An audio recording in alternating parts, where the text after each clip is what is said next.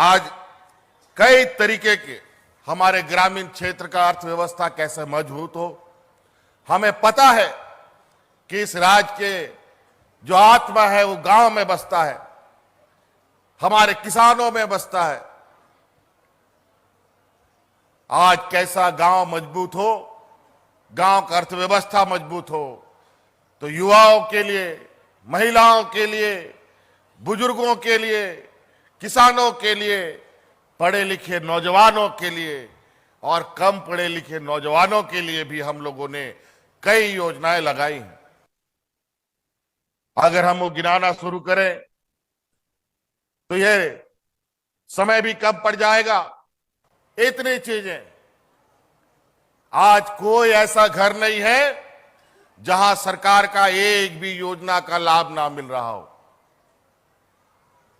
हम लोग की बच्चियां यहां पर सावित्रीबाई फुले योजना के तहत आज हम लोगों ने पूरे राज्य में 8 लाख के लगभग बच्चियों को सावित्रीबाई फुले योजना का लाभ दिया है। और योजना पहले हम लोगों ने दो बेटियों के लिए बनाया था, लेकिन अब घर में 2, 3, 4 भी बेटी रहेगी तो सबको सावित्रीबाई फुले योजना हम देंगे।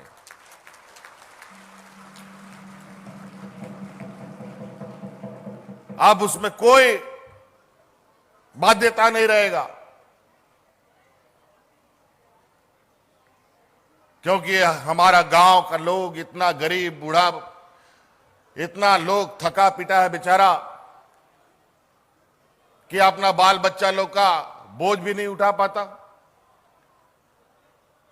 बेटियां जितने भी हैं वो सब 7वीं, 8वीं, 9वीं पढ़ती नहीं है कि उसके लिए लोग दूल्हा ढूंढने लगता है। हम उन मां बाप से हाथ जोड़ के विनती करना चाहेंगे, अब बेटी बोझ नहीं होगी। और इसीलिए हमने ये योजना लाया है। और जितने भी 8वीं, 9वीं, 10वीं क्लास की बच्ची है, सबको हम सावित्रीबाई फुले योजना से जोड़ेंगे। और 12वीं पास करने के बाद आगे का पढ़ाई का भी पूरा का पूरा खर्चा राज्य सरकार देगी। ये हमने आपके लिए कानून बनाया।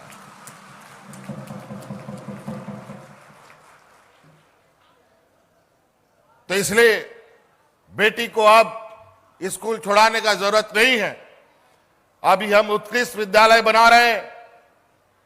पहले चरण में 80 स्कूल को हम लोगों ने चालू किया है।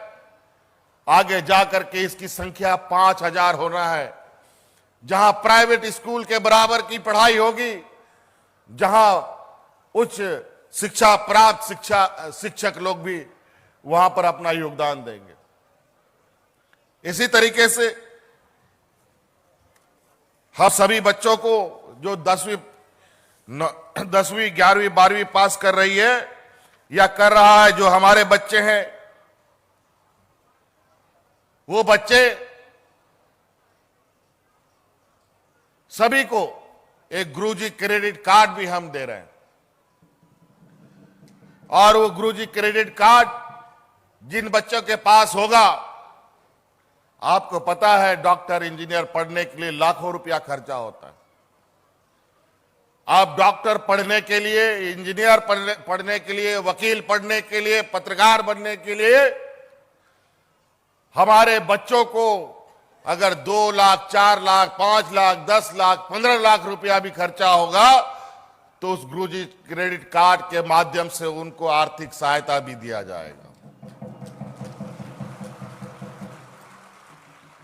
आज कौन सपना देखता था कि हमारा बच्चा विदेश में जाके पढ़ेगा?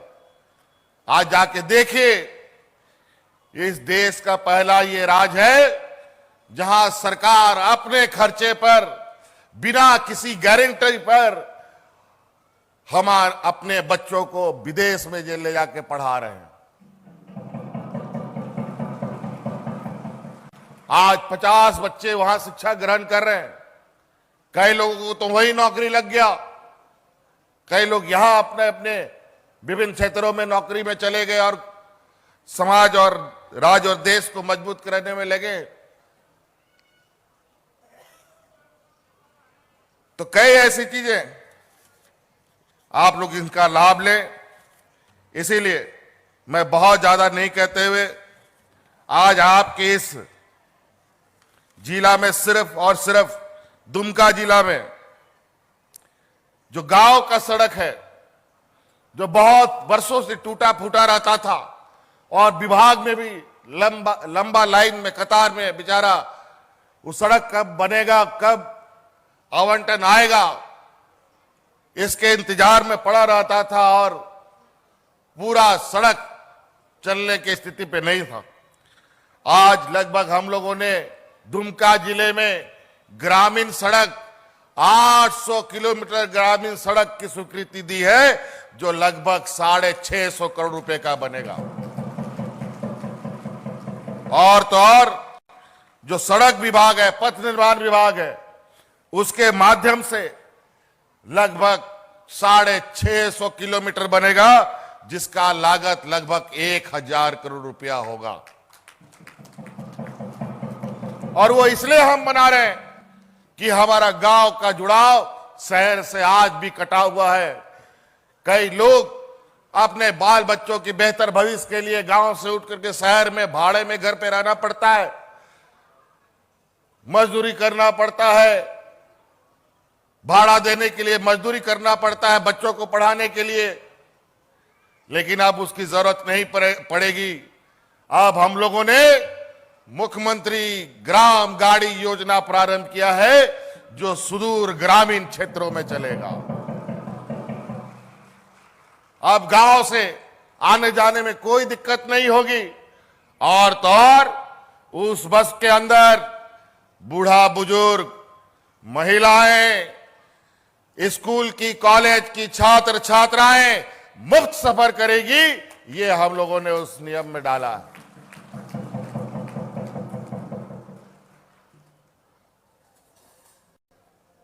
तो जो याद आ रहा है मैं आपको बता दे रहा हूं। आप सबको पता है यहां हम लोग एक सिंचाई के लिए भी मेगा लिफ्ट इरिगेशन लगा रहे हैं। इस प्रदेश में सिंचाई को लेकर एक नई तकनीक से कैसे सिंचाई हो, इसका पहला जो योजना है वो हम लोगों ने दुमका जिले के मसलिया प्रखंड से शुरू किया है। और इसमें हजारों एकड़ जमीन खेती होगी, जहां आज सिर्फ बारिश के समय में खेती होती थी, उन सब जगहों पर अब 12 महीना खेती होगा। चाहे वो खेत हो, चाहे वो टाड़ हो, दोनों जगह पर खेत होगा। तो नाते योजनाबार विषय मिमीटा कहते आयमा नोडे को रोड बड़ा केदा लाइबेड़ा किया को आपे बिजली को हो 100 यूनिट बिजली आले मुफ्त ले मापे कना राशन कार्ड हो हटी ना आयमा जाएगा रे। राशन कार्ड पहल चलाओ बनाओ जो सरकार हमारे थे, इन लोग का करतूत ऐसा था कि इस राज्य की गरीब जनता की संख्या होने के बावजूद, ये राज्य देश का सबसे पिछड़ा राज्य होने के बावजूद, इस राज्य में गरीबों का 13 लाख राशन कार्ड डिलीट कर दिया। लेकिन हम लोग आए तो 20 लाख अतिरिक्त हरा राशन कार्ड बना करके लोगों के बीच में बांटने का काम हम लोग किया। और तो और आपको हम बता दें, हम लोगों ने निर्णय लिया है कि उन राशनधारियों को आने वाला समय 1 किलो दाल भी उस राशन में फ्री देने का काम करेंगे।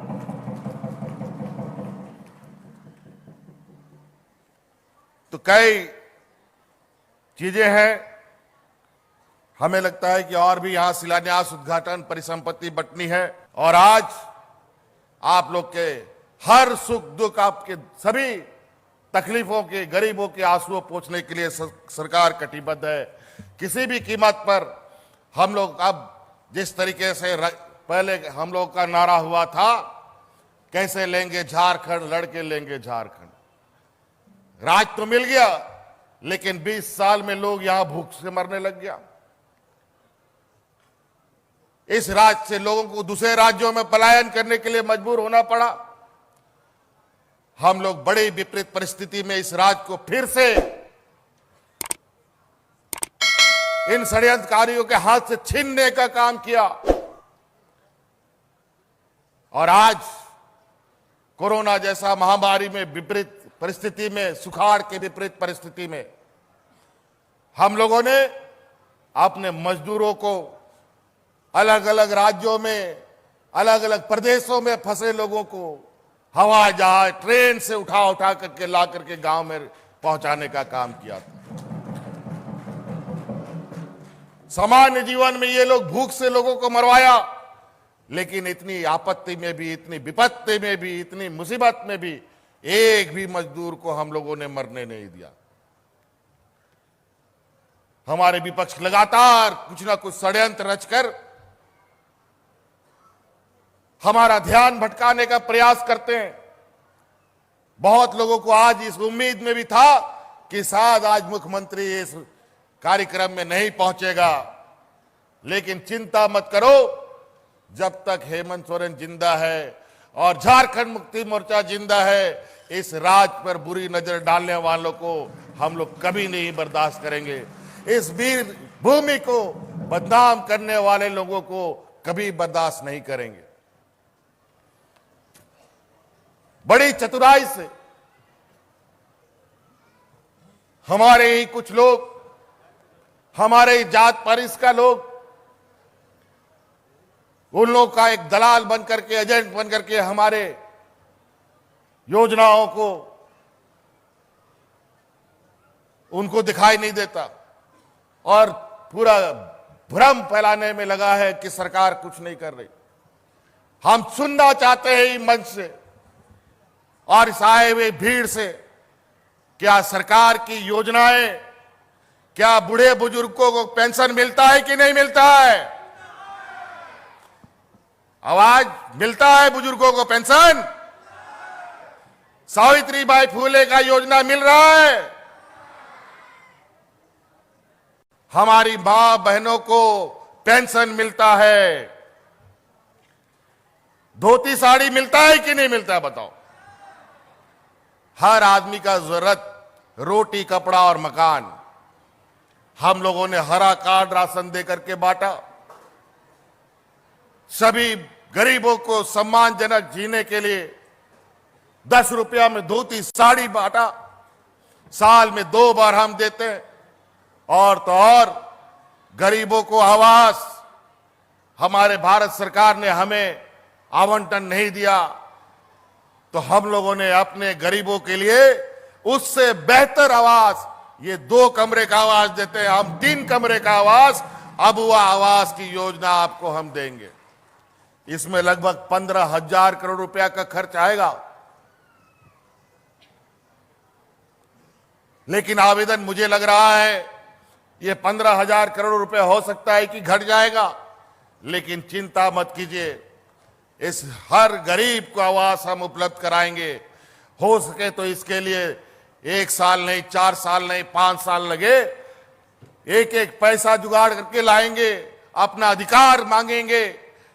अगर आज हमारा हक अधिकार मिला होता तो इस राज्य के अंदर जो गरीबी है, पिछड़ापन है और पिछड़ा राज्य का कलंक है, उसी दिन मिट जाता।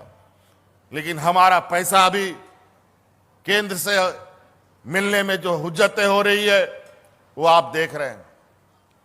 हक अधिकार मांगने से नहीं मिलेगा, लगता है अब छीनना पड़ेगा, जैसा राज लिया है। आज हमारा 1,36,000 करोड़ रुपए का बकाया होता तो जो आज इन लोगों ने गैस का सिलेंडर, कई राज है, छत्तीसगढ़ में जाके पता कीजिए, पेंशन वहां 350 टका मिलता है। बिहार में पता कर लीजिए, पेंशन वहां 400 टका मिलता है। उड़ीसा भी पता कर लो तो पता चलेगा कि वहां भी 500 टका मिलता है। लेकिन झारखंड कम से कम 1,000 रुपया देने का आज क्षमता रख रहा है। तो इसलिए साथी, बहुत सारी और कार्य योजनाएं हैं, हम खाली जायजा लेने आए हैं।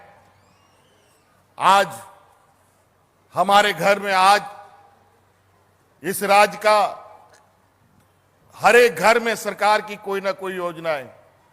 मुझे तो मंत्री जी ने बताया, आप लोगों को मंत्री जी ने बताया होगा, इस राज्य में कई ऐसे घर अब ऐसे हो गए जहां पिताजी भी पेंशन लेता है, मां भी पेंशन लेती है और बेटा भी पेंशन लेता है। और तो और बेटी है तो सावित्री भाई फूले योजना का भी लाभ ले रहा है। ये आलम है। तो आज कई काम और करने हमारे जो इस राज्य के ग्रामीण क्षेत्रों की जो समस्या है, उन समस्याओं के बारे में हमें आपके माध्यम से, आपके आवेदन के माध्यम से इसकी जानकारी प्राप्त हो रही है, जिसके माध्यम से हम कार्य योजना बनाते हैं। आज भी इस कार्यक्रम में ढेर सारा स्टॉल लगा हुआ है, विभिन्न विभागों का, पेंशन का, आवास का, बनपट्टा का, सावित्रीबाई फूले का, पशुधन का, बिरसा हरित ग्राम का, सभी चीजों का ये लगा हुआ है, स्टॉल लगा हुआ है। और ये पंडाल यहीं पर नहीं, और भी जगह पर दूसरे पंचायतों में, पूरे राज्य में शिविर लगी हुई है। वहां भी ऐसे ही भीड़ है और लोग ढूंढ रहे हैं अपनी अपनी योजनाओं को। और आज आप देखेंगे यहां बेचारा इस स्टॉल के अंदर जो 10-20 स्टॉल लगे हैं, इन 10-20 स्टॉलों में सबसे बुरा अगर हाल है तो पेंशन वाला का। पेंशन लेने वाला अब नहीं आता है। पेंशन वाला जो 58 साल का है, वो बेचारा दिन गिन रहा है कि हम 60 साल कब हो जाएं, कि हमको तुरंत पेंशन आके मिल जाएगा। जाति प्रमाण पत्र, आय प्रमाण पत्र, निवासी प्रमाण पत्र, सभी चीजें ऑन द स्पॉट बनता है। तो इसलिए साथी, पूरी चीजें एक बार में नहीं बदलेगी। 20 साल इन लोगों ने राज्य को ऐसे स्थिति में डाला है जहां करोड़ों करोड़ों समस्याएं आ रही हैं। इससे स्पष्ट है कि पूर्व की सरकार में ना ब्लॉक कार्यालय काम कर रहा था, ना जिला कार्यालय। आज ये पदाधिकारी जो आपके सेवा के लिए तनख्वाह लेते थे, इन लोगों ने अपनी सेवा में लगा दिया लोगों को। लेकिन आज इन पदाधिकारियों को भी इनका सम्मान देते हुए, ये भी बेचारे, इनका भी हक अधिकार छीनने में कोई कसर नहीं छोड़ा लोगों ने। इस राज्य के कर्मचारियों के भी पेंशन लूटने का प्रयास होता रहा और इस राज्य के सभी कर्मचारियों को हम लोगों ने पुनः पुरानी पेंशन देने की योजना तैयार कर दी। और आज यही कर्मचारी निडर होकर के, जहां सड़क नहीं है, आने जाने का कोई साधन नहीं है, वहां ट्रैक्टर से, बैलगाड़ी से, मोटरसाइकिल से पदाधिकारी ब्लॉक कार्यालय का कंप्यूटर और लैपटॉप ले जाके ब्लॉक आपके शिविर में बैठा हुआ है और आपकी समस्या का समाधान कर रहा है।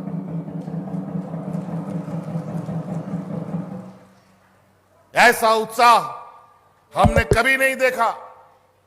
पूरे राज्य में दिवाली और दशहरा की तरह शिविरों में भीड़ जुट रही है। आबू आवास का काउंटर तो इतना भारी हो गया, बेचारा फॉर्म भरते भरते थक जा रहा है। तो हमने तुरंत 24 तारीख को ये कार्यक्रम प्रारंभ हुआ। 2-3 दिन के बाद ही हमें ये जानकारी मिली। हमने कहा कि तुरंत आबू आवास का 2 काउंटर खोलो और सबका आवेदन लो, और जितने आवेदन आएंगे, कोई आवेदन छूटना नहीं चाहिए। और इसका आकलन हम सब इकट्ठा करने के उपरांत कैसे बारी बारी अलॉट हो, इसका फार्मूला तैयार करेंगे। और अभी आपका दरखास्त कोई इधर उधर फेंकने वाला भी नहीं। इससे पहले के शिविर में हमें पता चला था कि दरखास्त तो आया, लेकिन इधर उधर फेंक दिया। हम लोग भी पहले, जब सरकार से पहले हमें भी बहुत आवेदन मिलते थे, उसमें वृद्धा पेंशन का आवेदन बहुत होता था, विधवा पेंशन का बहुत होता था, विकलांग पेंशन का बहुत होता था, लेकिन समस्या का समाधान किसी के पास था ही नहीं, तो हम लोग भी फेंक देते थे। लेकिन अब कहां वृद्धा पेंशन का आवेदन है, कहां विकलांग पेंशन का आवेदन है, कहां विधवा पेंशन का आवेदन है। और अब आपका हर एक आवेदन का ट्रैक रखा जाएगा और उसमें आप लोगों ने जरूर आप अपना मोबाइल नंबर लिखा होगा और आपका जो दरखास्त है कहां कहां घूम रहा है, किस टेबल में गया है, कहां खड़ा है, वो सारी जानकारी आपको मोबाइल के माध्यम से भी उपलब्ध कराया जाएगा। तो इसलिए और ज्यादा नहीं करते हुए इन्हीं बातों के साथ अपनी बातों को समाप्त करते हैं। आरोमिदाओं जहां तिना नोडे पे सौर छठे रकान यहां आए हुए हमारे ग्रामीणों, किसान भाइयों, आप सबको मेरी ओर से इस कार्यक्रम में उपस्थिति के लिए बहुत बहुत धन्यवाद करते हुए अपनी वाणी को विराम देता हूं। झारखंड के वीर शहीद अमर रहे, सबको जोहार।